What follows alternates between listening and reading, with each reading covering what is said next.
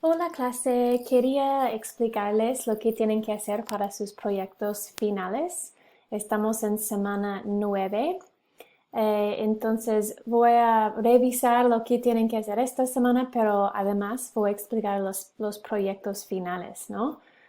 Esta semana empezamos el último capítulo del libro, capítulo 15.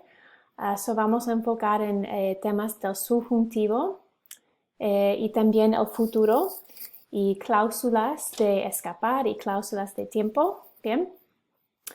Em, y pues voy a brincar a semana 11 y hablar de los proyectos finales. Proyecto final es algo que tienen que escribir, es un librito de poemas que puedes hacer en PowerPoint, Google Slides o Word Doc, PDF.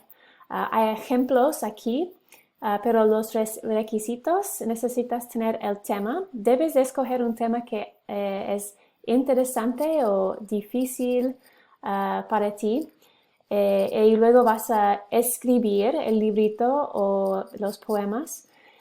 Y en cada página debes de subrayar o resaltar o poner las palabras en negrilla.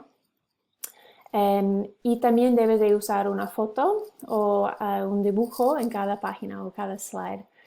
Tendrás 10 a 15 páginas o slides y con 5 frases por lo menos en cada página.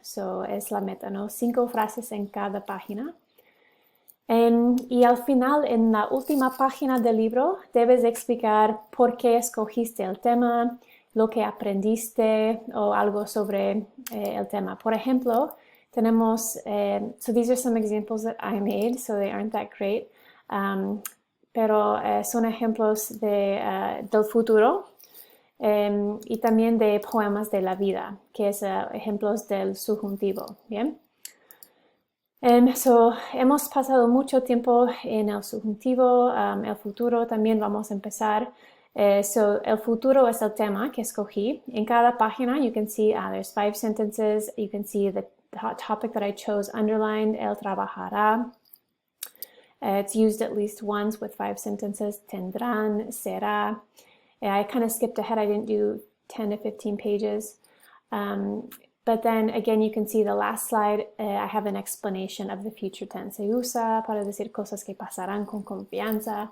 I have an example of a regular verb, and then I say, there's pocos verbos irregulares in the forma de yo. I put a couple examples of those irregular verbs. Bien? And the other example that I have is going to be the poemas de la vida. So maybe you guys will be able to click on that one. That one's not working for me. But it's the same thing with the subjunctive that you'll see. Bien, so the topics that we've studied, temas que hemos estudiado, están aquí en un documento de Word, o también está en la página, la última página de semana 11 con más explicaciones. Bien, so if you go back to your module, you can see a little bit more explanation down here of the topics that you should study for this or the topics that we have studied in this course. Bien, so you can choose a vocab topic to write your book about. So las animales, el planeta is what we're going to start studying this chapter. You can go back to regatear, la ropa, la familia, or you could choose some of the grammar topics. And this just has a little bit more explanation of each one if you have any questions or dudas. Bien? So that's your proyecto. That's done individually. And the last thing that you're going to do is going to be your proyecto final, oral. So I'm going to click on this one and you can see just a description. You most likely are going to stay in your Zoom group just because that's easier. With your Zoom group, you're going to come up with a game, un juego. So the purpose of this is to test your oral capability in Spanish. So the main goal, you can check out the rubric, but I'm basically graded on your ability to speak in Spanish for the full 10 minutes. Bien? So within your group, you're going to be presenting the game to another group of 3 who's going to be playing the game. So you can come up with a game. I put some examples: charades, balderdash, bingo, Pictionary. You can create your own game. You can do Jeopardy. Choosing a topic that we've studied. So you can say this game is based on the vocab on la ropa, right? And the activity is going to be testing your ability to, hear the word and then draw it out. So you're going to explain all that in Spanish. So las instrucciones deben de explicarlo en español con mandatos.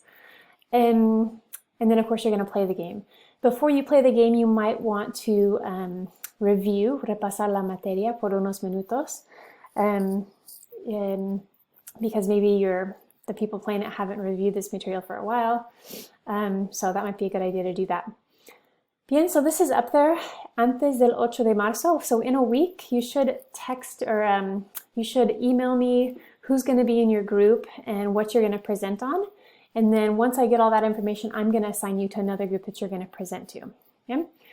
So that's up there to get started on. Also, your final quiz is up there if you want to get started on that. It's not due till Friday of finals week. This is 66 points or 66 questions. You'll have 50 minutes to do it. And it's going to be a review from chapters 11 through 14. Yeah? And for this week, here's the material that you have. Escapar is going to be the information that we're going through in this week.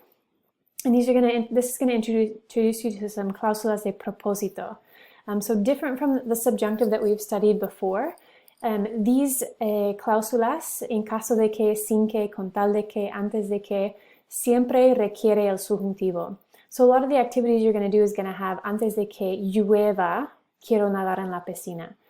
So you're going to see these cláusulas and then the verb and the subjunctive right after. Or you could use, like the example up here, sin que los ciudadanos lo sepan. So I put a person, sin que los ciudadanos, and then the verb, which is completely fine as well. The main thing is after the sin que, the verb that you use is in the subjunctive. So different than the subjunctive that we've been using with weirdo, you don't need to change the subject. So no necesitas cambiar el sujeto. So example, sin que hagas la tarea no vas a sacar una A.